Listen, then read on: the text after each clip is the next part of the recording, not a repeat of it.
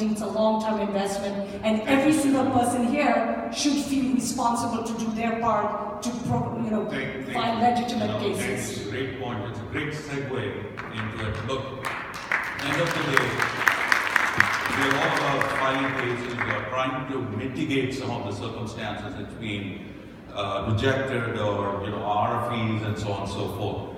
But it goes back to the compliance. Is like, how should we avoid some of this? What are the good steps to follow so that we're all in compliance and avoid these things? And also talk about the DOL and the I-9 audits when you talk about compliance. Excellent question. Yep. Compliance. Old topic, new urgency. As I'm looking at everybody right here, I can in 5 minutes tell you which company has compliance, they care about compliance, and which company doesn't. Those who are paying attention have the attitude and the willingness to comply. Those who start talking to their friends or take notes, we got a problem.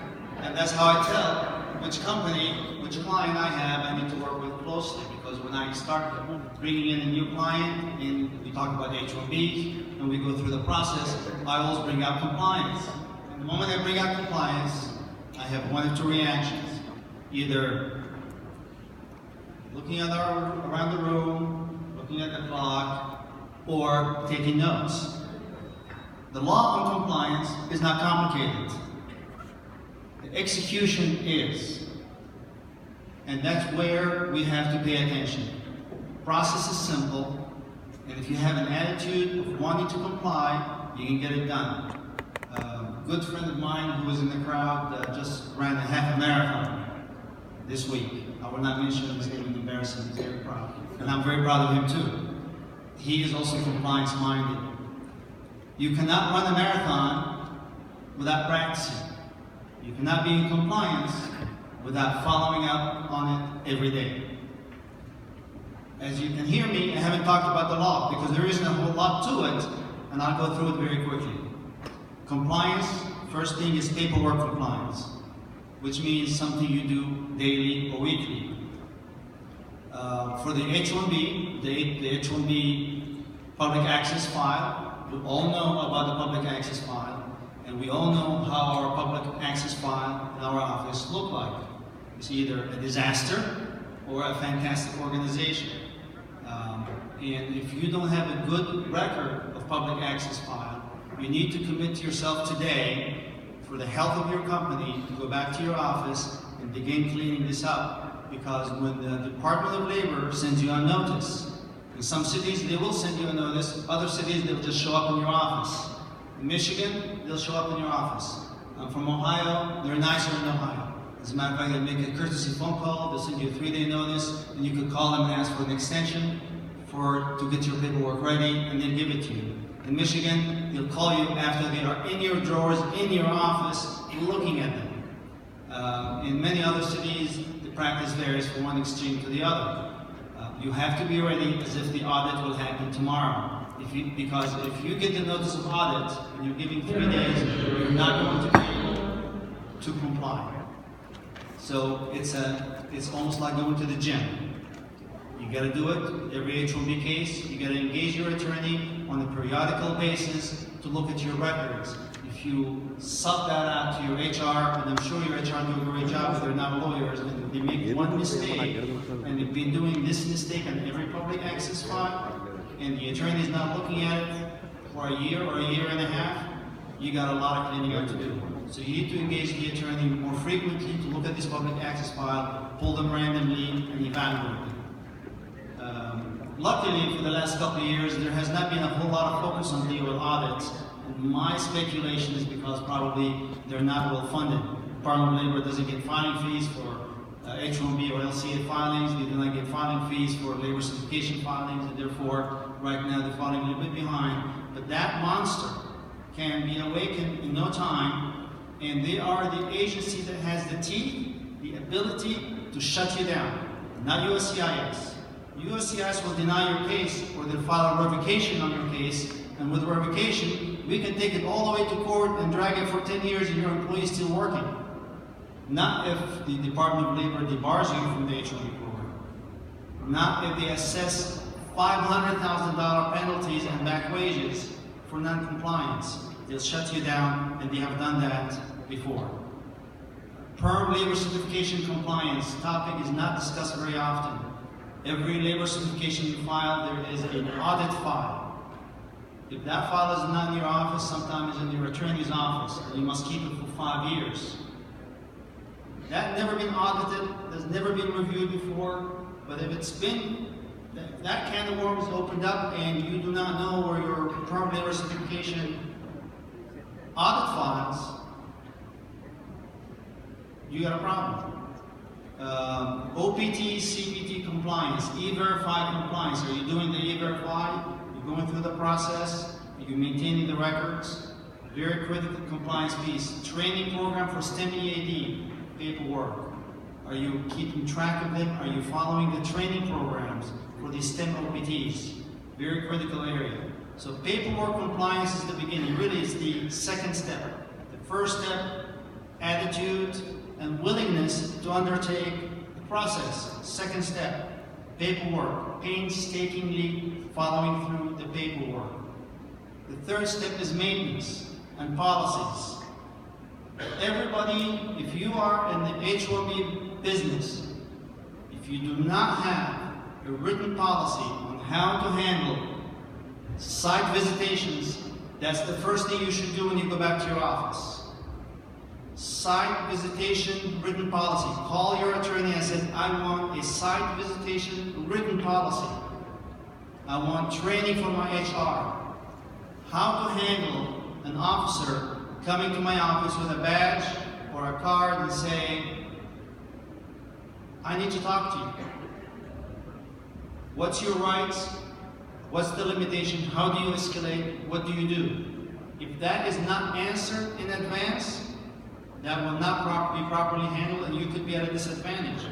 And like I stated in Michigan, which is I've done few audits there in the days, and they are extremely competent H-1B auditors over there who do it full time. And I have a great relationship with these people because I work hard with them. They work hard with me to try to come up with a solution in the prior administration.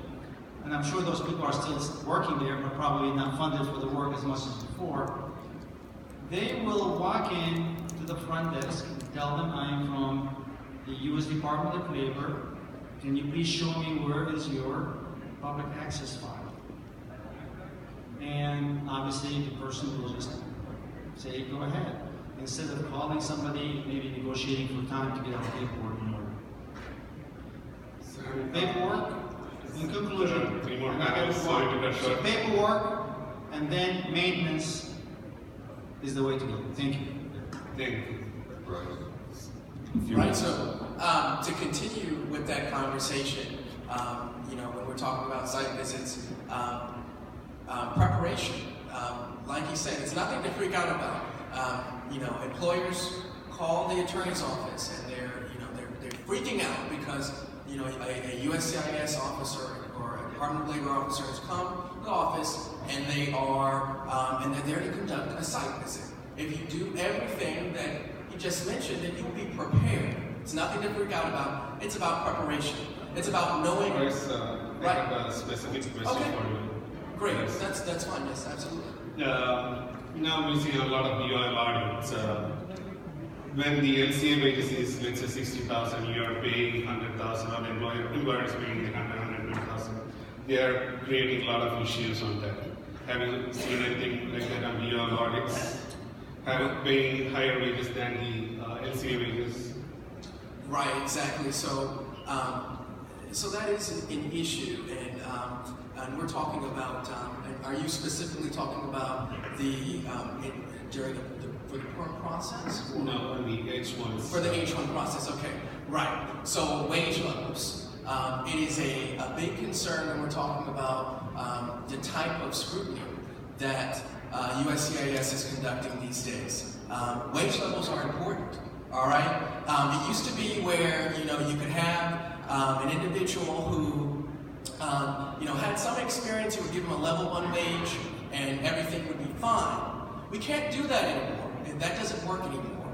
You have to be very careful. You cannot have someone with multiple degrees, or perhaps they've gotten experience abroad for several years in the particular field that they're working in, and then try to, provide a level 1 wage and expect for that to be an approvable petition. You've got to look at that experience and what the role is that you're actually offering, and make sure you're offering an appropriate wage, because you will end up with a request for evidence or a denied petition. So, and I oftentimes see employers want to, ratchet up the wage for certain positions, thinking that by having a higher wage level, that will somehow get the petition approved, and that's not the case. It has to do with balancing out what that individual's actual experience is, how it ties into to the role that you are offering, and working with your attorney to get the right, to the right place. You need to be, and I'll also say something that sometimes occurs is you have employers who don't want to pay the wages. They sign that LCA, and then come several months or even a year later, we're finding out that they're not actually meeting the requirements of the LCA. That's something that you really need to be aware of. Make sure that you're paying the wage. I'd just like to add to the question you asked. I've seen a few audits where the Department of Labor officers came, they asked, why are you paying more wages than what you offer in the LCA? Right.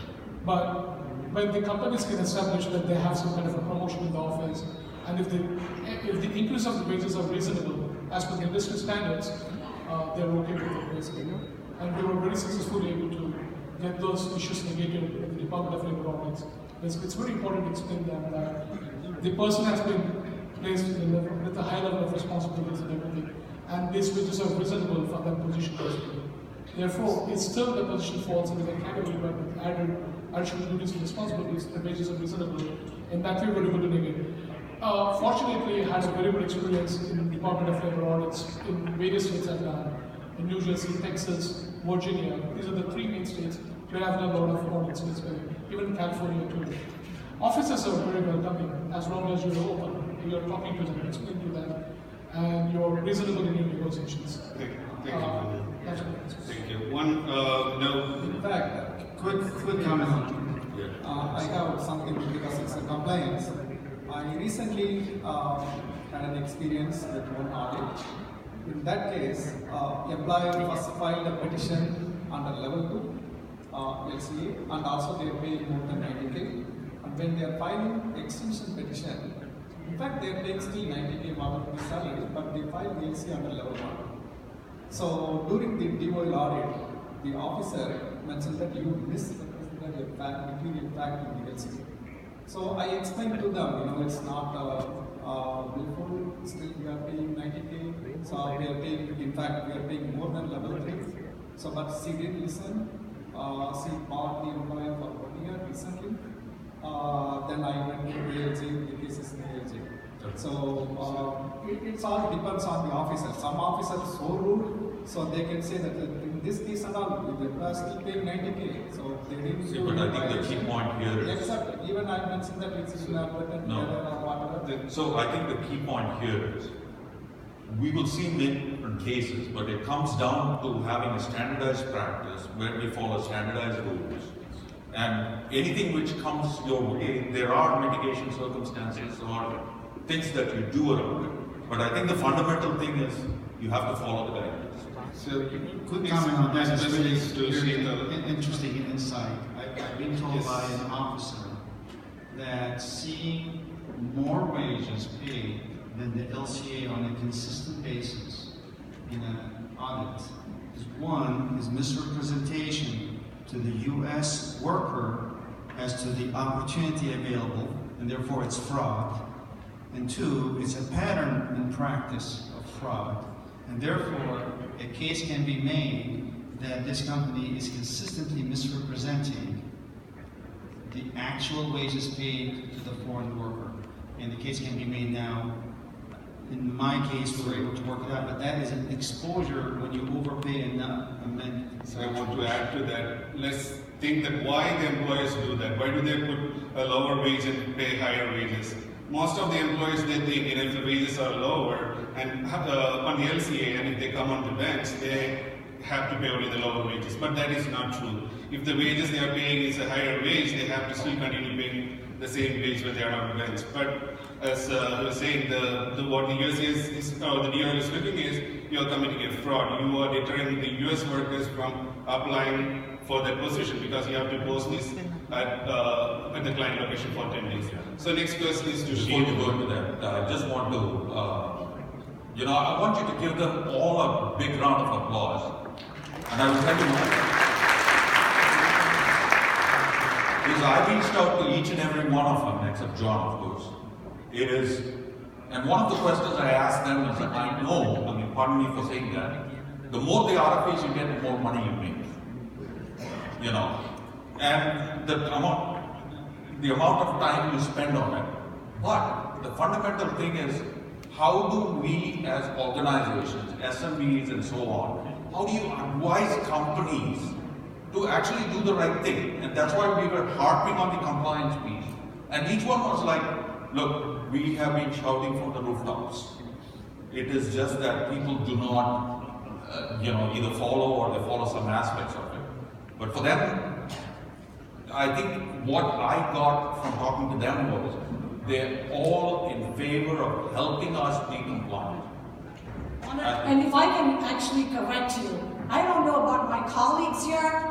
For 3 months, we've shut down our practice because there's so much excess work with RFEs. So do we want more work? No. We want the government to do their damn job, for which they're getting paid a lot of money and taking a lot of tax money from every single person.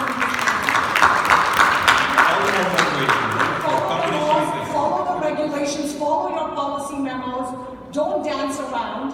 I keep saying, we all know America is a nation of immigrants. Right. Everybody came from somewhere else. And if Trump so strongly, I was talking with Patrick Papalia, who most of you know during lunch, and he said, how come buy American, hire American? Why not your two out of your 3 wives are not American, clearly. His wife, current wife, the first lady, came in on an H-1B as a fashion model. And he uses the word chain migration in such a negative, pejorative context, and her family ends up getting the green card through the so-called chain migration. It's real hypocrisy that's going on. So we need to hold their feet to the fire. I've been saying this to IT Serve Alliance for 3 years, and I'm so thrilled that we've, filing the lawsuit, winning the lawsuit. Don't be scared. We are not the ones who are the crooks. We are not the ones violating the law. They are violating the law. They should be scared of us. They should be scared that there's 1,000 people like you that are in this room. You're absolutely right. So let's move on to F1, Shraddha. We are seeing a lot of H1B denials, the change of status for the cab petitions for the maintenance of F1 status. What's your take on that? Are you talking about denials for change of status from H1 on a cab petition from F1 to H1, and F1 maintenance of status, which is more frequent nowadays. Okay. Yeah, you have something to say? Yeah, so this is actually a very recent trend that we're starting to see in the last few weeks. As early or as recent as I think yesterday I saw one. So there's a lot of this going on, and what's happening is that if there's an individual who is in CPT status, for example, and did not, was in CPT status for more than 12 months, what USCIS is now doing is they are denying the change of status aspect, from the F1 to the H1, and what they're indicating is that if you basically cannot have more than 12 months of CPT within, the rule is it can't be within the same education level. Yes. So that is the rule, and that's been consistently, practiced and followed. But the recent trend is they are now looking at just CPT, on the whole, on a general level. So if there's more than 12 months of that, they're now denying the change of status, which is huge. This is a big change. We see a lot of employers hiring the CPT employees. Yes. The day one CPT. What is your take on the day one CPT? Is it legal or is it not Well, authorized? when you day one CPT, and essentially what that is when you're working, majority of the days, and you're going to, you're going to a one-day school, once a week or once a month or whatever it is, but you're also getting that CPT very quickly. So there's a lot of those, things that are going on, and there's a lot of controversy and things surrounding that as well. Okay. So day one CPT, I just want to add to that. The day one CPT is an exception rule is if you can prove that it's an integral part of the course, then USCI is still approving those kind of petitions. But the colleges, they have to give a letter saying that the CPT was an integral part of the course work. But many of them, they don't do that. That makes the case very difficult, and on the day one CPT, we see a lot of denials on that.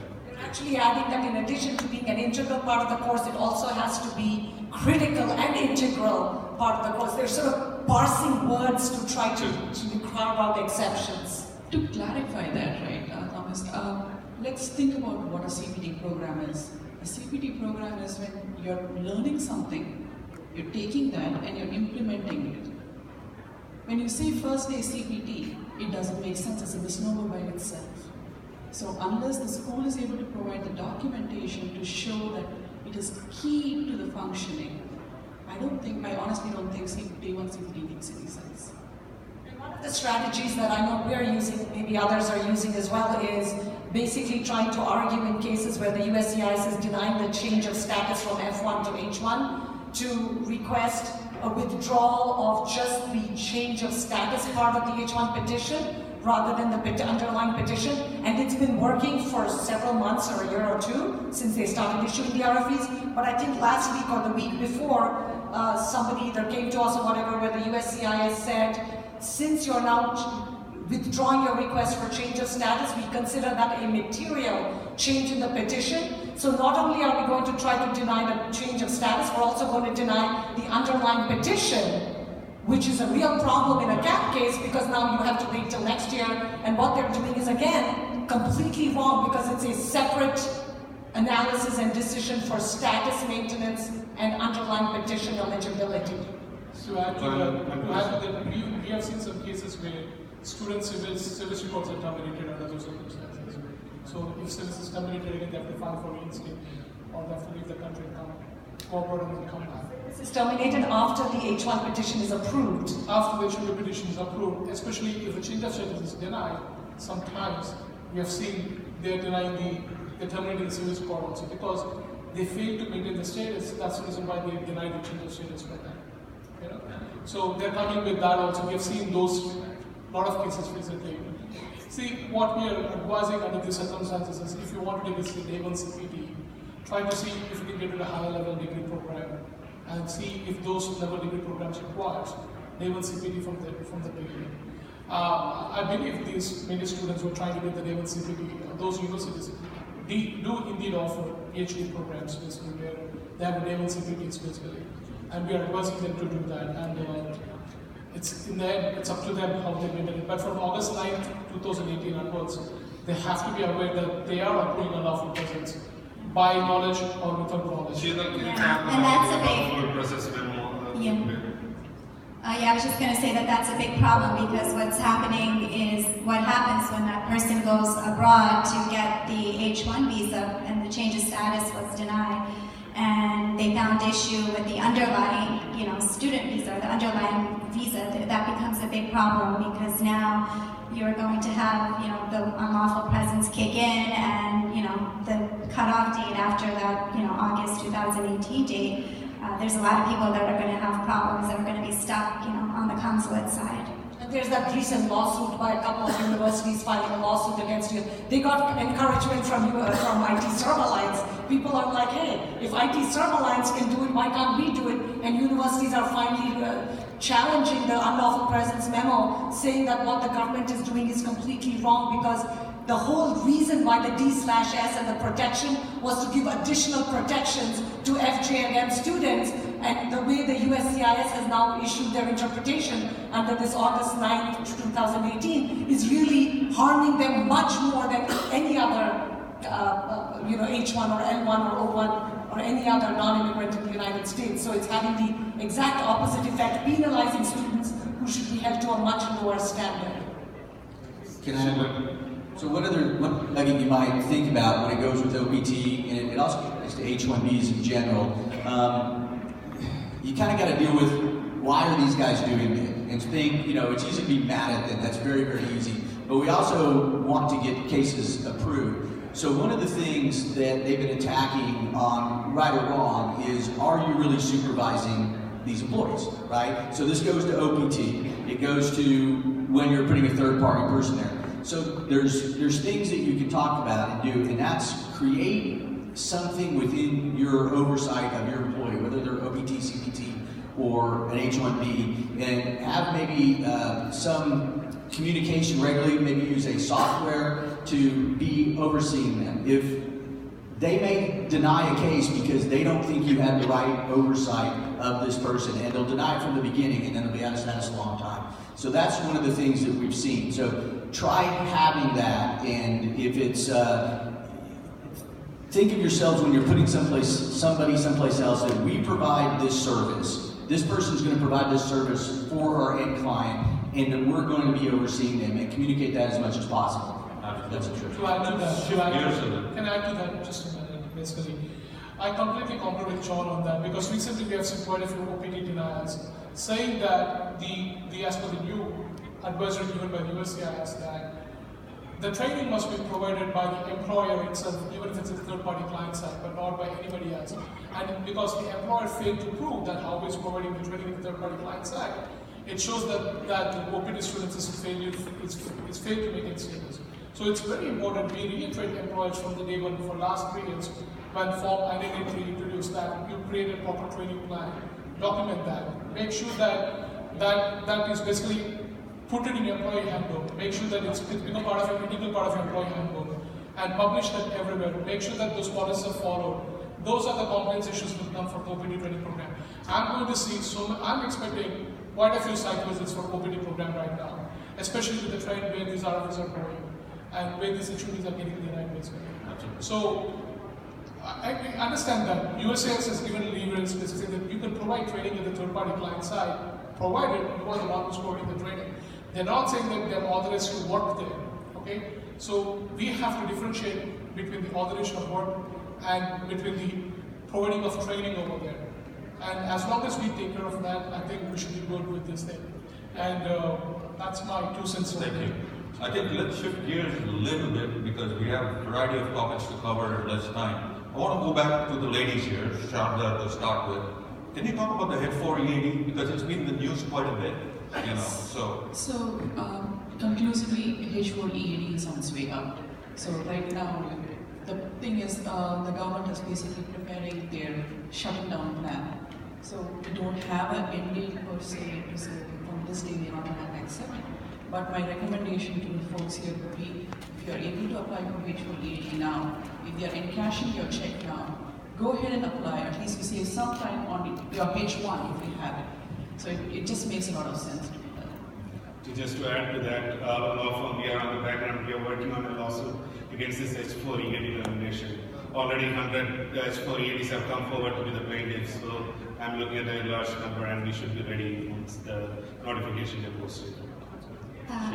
Let's add that for the underlying concept behind the termination of the H4 program is the executive order Buy American, Hire American, and I've been doing this for a while. I've been filing a lot of H4s, and meeting a lot of people who are applying. And I ask them, what do you want to do with your H4 EAD when you receive your EAD? And a lot of people want to start their own business. They want to hire U.S. workers. They want to contribute to the economy. So I just, my personal sense is that, I'm glad ITServe is, really looking to do something about this, because the idea is that a lot of H4 EAD holders are really contributing to society and hiring U.S. workers, which is the exact opposite, of what the government is seeking to do. Yes, I'm echoing similar thoughts, which is I'm telling people who have not yet obtained the H-4EAD, please do it, because once you get the H-4EAD and you can show detrimental reliance, your family is relying on two incomes to pay your mortgage or your rent or your car payments, and your life is now invested, it's going to be much more difficult for the government to just pull the rug from under your feet without facing some consequences, the music, facing a lawsuit, because you can show real harm that you and your family will suffer by relying on the original H-4EAD regulation. So I think it's great that we're getting all these lawsuits ready. Thank you. I think this is the time for the applause. What Thomas was alluding to is like the next lawsuit would be the H-4EAD lawsuit. So please give it up. And I think we're on a roll because, like Sheila said, we are in the right. You know, it's the question of pointing out the wrong. Nothing to worry about. We just have to be in compliance, but we have to keep shooting. So, with that, Thomas, next question. Okay, let's go to the stamping issues. Now we are seeing that they have updated the FAM. So, any of you wants to take that on the update, saying that it looks like the consulates are going to re-adjudicate the petition, which never used to happen. USCIS, there used to be difference. So anybody wants to take that? See, the update in the Foreign Affairs Manual or the FAM. I mean, so the general rule is you're not supposed to re-adjudicate the petition, but you were always allowed to re-adjudicate it as a consular officer because you had one-on-one meeting with the individual candidate and you had the access to information, including potential fraud indicators or whether the person is not qualified or working in a particular location. So that was always in their purview. It's just that now the FAM gives them an extra leeway to say, please look at it and look at it carefully. And in fact, just this afternoon, I got an email from my team in Chennai, the attorney there, the attorney in charge, saying that B1, B2s, which they were, and which the FAM language has not yet changed, saying that if you bring in new information for any of your family members wanting to visit, who have been denied once, if you can overcome that 214B, you should get the visa. Now the consular officer in Chennai is apparently saying, my hands are tied, authorities coming from above, and I'm not allowed to re-adjudicate or re-look at the new facts. I understand you have stronger facts, and before the prior administration, I would have probably issued the visa, but now I'm feeling more like my hands are tied. So it's really troubling.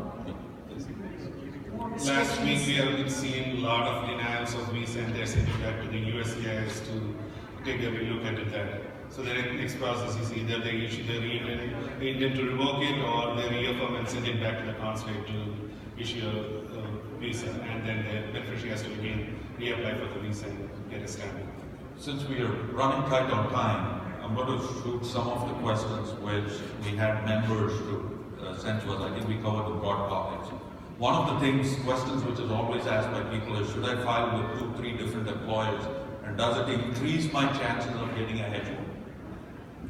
Answer is yes and no, right?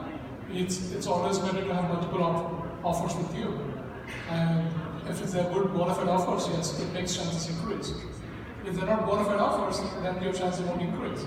So it's about one individual's judgmental ability how to decide that. So answer is yes and no for that. There's no complete answer for that, as far as my understanding is. Sam, you're ready to jump. Well, the question I think with reference to H-1B cap. Yeah. Yes. With reference to H-1B cap, we have, to dovetail, we have a regulation that says a company cannot file multiple petitions for the same person. It also goes further and says related companies cannot file the multiple H-1B cap cases for the same person unless there is a quote-unquote legitimate business need, which is not even defined. The hint is that the legitimate business need is going to be extremely narrowly interpreted. Then we have in matter of S, the AO decision that came forward and expanded that interpretation and said, well, related company also means companies that do not know each other or do not even know of each other will file 2 H-1B cap cases where the person's client and the information provided pocketed in terms of job description, duties, and responsibilities are the same, which is incredibly unfair. So it is now, probably the bottom line is filing multiple HOB cap cases most of the time is highly not recommended under the circumstances. And just to add to that, I saw an RFP where the attorneys were the same and they had the same type of support letter. The USCIS said, there is a similarity in the support letter and also the attorney. I mean, it's ridiculous, but... My answer was not for the cap cases. I'm talking in general about an HOB having multiple offers, basically. Okay? If you talk about the cap cases, obviously we have a memo on that clearly saying that the person can file multiple HOB petitions either from the same employer or from the related employers for the same position, basically. So that is rule number. So I think last year we have seen hundreds of thousands of employees did not file those HOBs, basically. You know? If it comes to generally, an HOB can have multiple HOB offers, basically file multiple HOB employments, the answer still is yes and no. In general, there is no restriction for them. It's up to them what opportunity is better for them, right? And it's all about that, basically. You still have a right to choose your employment in this country. So we have to decide. Thank you, man. I think we have covered now the F1 and the H1. Let's go to green card. So, I just had one quick comment on the multiple offers. I think one of the things when we go back to the cap petitions that is a piece of guidance is that if you do want to file multiple petitions, do consider filing a concurrent H-1B after you've gotten that cap approval. So that's something that you can do. That's all I wanted to add. thank you. Thank you. And on the green cards, on the perm, we are seeing that DOL is giving level 4 wages on the prevailing wage sometimes. Is there anything that the employer should know how to bring down the base level to level 2 or level 3, or is there some trigger which brings the base level to level 4? Because in California, the base level is coming 150, 180,000 for a developer, which is very difficult for the employers to prove the ability to pay, smaller employers. Ladies, I think you should take that. A couple of things that the employers can do. They can challenge it, basically saying it's too high, giving the job description, reclarifying the job description. That helps. Now, it takes time. The other solution that we do in our office is we try to see if we can simplify the job duties and reapply for the PWD. The time taken is much better. So it's more of a practical this thing than trying to fight these things. And we can also use alternative rate surveys too. And that's the best way to approach, especially in places like Seattle and the Bay Area where salaries are very high. And I always prefer using alternative rate surveys in those areas basically. So now coming to I-140, we are seeing these RFPs on bona fide employment, which is usually we see on the H1. They are listing down the 10 lists on an employee-employer relationship and putting that on an I-140. I don't think that is legal. What is your opinion on that? I have no problem with that RFP. I've got all approvals till now. The reason why I'm so confident telling is that the officers are confused with the Schedule A, bona fide offer employment, and the regular positions basically. I think the major reason why these RFPs are coming is because of the termination of Barbara Farmer's memo. You know, that is the memo was the controlling factor where it says that the employer has to conduct a bona fide recruitment at the principal place of business where the employer is conducting the business in order to file I-140 and 485 in the future for the sponsor the green card, especially when the consultant works at the unanticipated, especially the worker works at the unanticipated locations of the work basically. Point is they just terminated the Barbara Farmer's memo, but they haven't told to anybody that this is going to be in effect, this termination is going to be in effect. And we were able to successfully make those arguments in these RFPs at the I-140 stage. Not a single case has been denied by Texas Service Center till now, even with the Nebraska also. So I'm still confident those are the issues coming. I'm very confident that this RFP is triggering because of the Schedule A I-140 RFPs basically, where we have to show those bona fide offer of employment, you have to show those employer-employee relationship and all those things. So till now, still it does not bring such a scary bill for us yet. We have to see how the train goes. Thank you, Manu. This is one common RFPs what we are seeing. They are even asking for the contract of H-1B employee, which is not legally, they don't have the legal authority to ask for. So just in the RFP response, just say that you don't have the authority inside the statute. I think that should cover the issue. But this is very common. They are exceeding their powers and asking for more documents, which they are not allowed to ask. So with that, we want to go ahead and close. So before we go into Q&A, I want to give each one of them an opportunity to, talk in 60 seconds, whatever you want to talk about, why the membership. So, Bryce, Well, first of all, thank you so much to ITServe for this wonderful opportunity to share with you all this afternoon. It's so important because, the